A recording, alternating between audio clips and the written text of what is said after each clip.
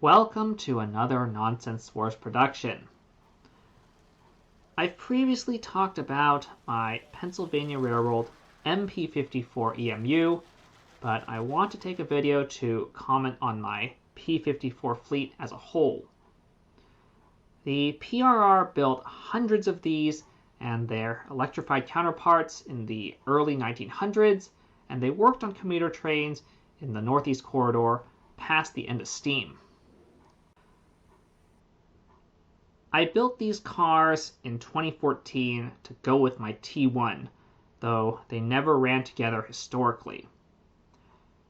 Prototypical cars for the locomotive felt much too long for R40 curves, aesthetically not functionally, though I always intended to replace the P54s when wide radius curves became more commonplace. That time is now, and I'm actually working on longer P85 cars, so stay tuned for a video on those in the future. The scale is slightly smaller than 1:48, as my T1 itself is slightly smaller than 1:48. I built 3 units, 2 coaches and a combine, for some variety, and all 3 have undergone at least some cosmetic and or structural modifications throughout their lives. The first coach turned into my MP54. The second coach got the most internal modifications, and both coaches and the combine had their bogies replaced in some form or another. I touched on this in my spine car video, but the weight and friction of large rolling stock has always been a concern. When I designed the P54s, I still pushed the T1 with a power car on 9-volt train motors, which of course don't generate much torque at low speeds. On top of that, I had never built any cars on anything other than official wheel sets, and I didn't know what to expect from mass use of Technic axles. As such, the original bogies are actually the most interesting part of this project. I took the wheels and axles out of older stock wheel sets, back when the wheels and axles came as a single piece, and mounted them in rails to form a custom bearing. Subjectively, I felt like these rolled better than Technic axles, but that came at the cost of structural integrity. I had to offset the frames in a weird and fragile way in order to center them over the wheels.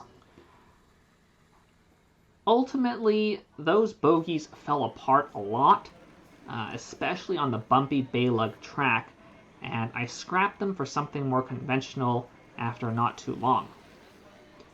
The replacement design used Technic axles and also featured sturdier frame greebles that more closely resembled those on the prototype. I compensated for the perceived added friction by running fewer cars. Performance aside, I already felt that longer trains often did not justify the logistical and operational inconvenience. With the 2 coaches, I also skimped a bit on internal structure in order to save weight. When the second coach, now surplus due to shorter trains, became my MP54, I had to reinforce the internals to prevent the floor from pushing in.